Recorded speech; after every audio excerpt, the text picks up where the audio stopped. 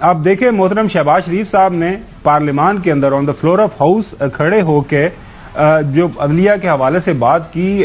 ویسے تو ناظرین آرٹیکل جو ہے 68 میں ضرور آپ کو پڑھ کے بتانا چاہوں گا. آئین کا آرٹیکل 68 یہ کہتا ہے کہ no discussion shall take place in Majlis Shura پارلیمان with respect to the conduct of any judge of the Supreme Court or of the High Courts in the discharge of his or their duties. Shahbaz شریف صاحب کیا فرما رہے ہیں سنیں ذرا. عدلیہ سے کے اندر سے اٹھنے والی یہ جو آوازیں ہیں، گفتگو ہے، اس کے نتیجے میں جناب اسپیکر یہ ایک امید کی نئی کرن ہے. اٹس رے آف ہوپ. اس رے آف ہوپ.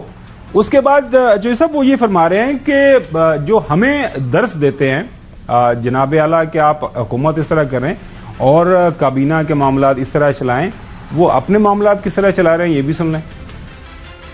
جو ہمیں یہ درس دیتے ہیں کہ جناب کابینہ سے فیصلے کروائیں، خود بھی آپ اپنی کابینہ سے فیصلے کروائیں. اگر یہ کام ہم کر رہے ہیں تو باقی کیوں نہیں کر سکتے؟ وہاں پر میری بات سب کو سمجھ میں آ رہی ہے.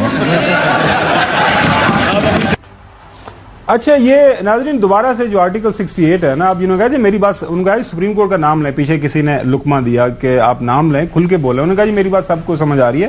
اس بات کا ان کو بھی ادراک ہے میرے خیال میں، شہباز شریف صاحب کو بھی، کہ یہ بات نہیں کر سکتے سپریم کورٹ کے جو ججز ہیں ان کے کنڈکٹ کے حوالے سے. سپریم کورٹ ناظرین یہ جو آئین کا آرٹیکل ہے یہ بہت واضح ہے کہ آپ سپریم کورٹ کے ججز کے کنڈکٹ کے اوپر بات نہیں کر سکتے، ایون پارلیمان کے اندر بھی نہیں کر سکتے. لیکن جو ہے آپ سپریم کورٹ کے جو ججز ہیں ان کا جو فیصلہ ہے اس کے اوپر ضرور بات کریں، تنقید کریں. اس کے اندر کوئی قانونی کوئی آئینی آپ کو کمی کوتاہی ہے اس کے اوپر آپ روشنی ڈالیں، اس کے اوپر اپنا نقطہ نظر ضرور رکھیں. لیکن یہ جو اشاروں کنایوں کے اندر آپ تنقید اور اپنے جو توپوں کا رخ آپ نے سپریم کورٹ کی طرف کر دیا ہوا ہے، میں تو حیران پریشان ہوں کہ اب لوگوں کو سمجھ آ گئی ہے میرے خیال میں. کیونکہ کل جب ہم نے اعتزاز احسن صاحب سے بات کی، اس سے پہلے ایک دن لطیف کھوسا صاحب سے بات کی، باقی بھی ملک کے اندر آپ بڑے بڑے وکلا سے بات کر رہے ہیں، تو وہ یہی بات کہہ رہے ہیں کہ ہمیں تو ایسا لگ رہا ہے جیسے ہم 1997 کے اندر چلے گئے. آپ کو پتا ہے کہ مشیر زمانہ 1997 کے اندر کیا ہوا تھا کہ سپریم کورٹ کے اندر فزیکلی جسٹس جو سجاد علی شاہ صاحب کا کوٹا اس کے اوپر حملہ کیا گیا تھا. یہ تاریخ کا حصہ ہے.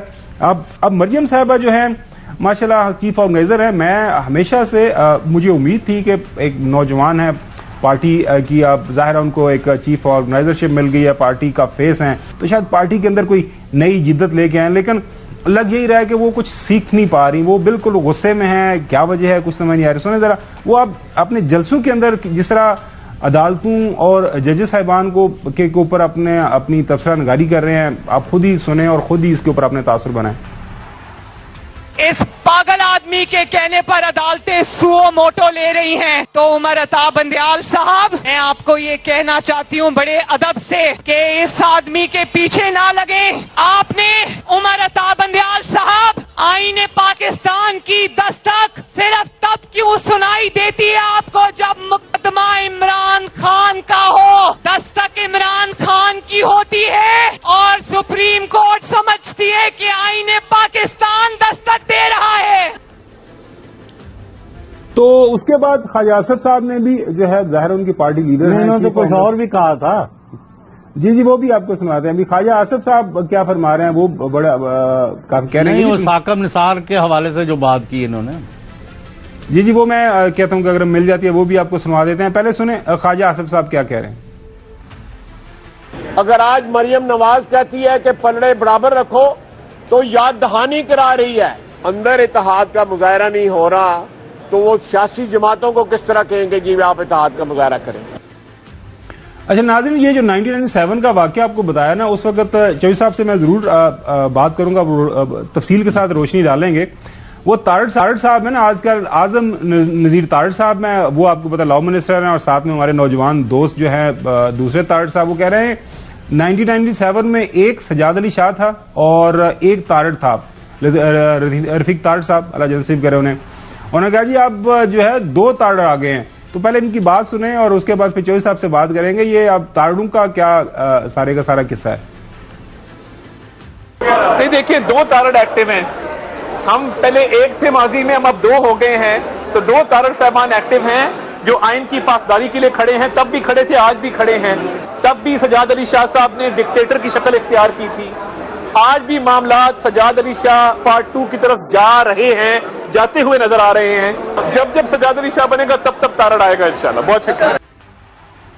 اچھا چوہدری صاحب، آپ کچھ تفصیل بتائیں، ناظرین کو تھوڑا سا واقعہ دہرائیں. 1997 میں ہوا کیا تھا بنیادی طور کے اوپر؟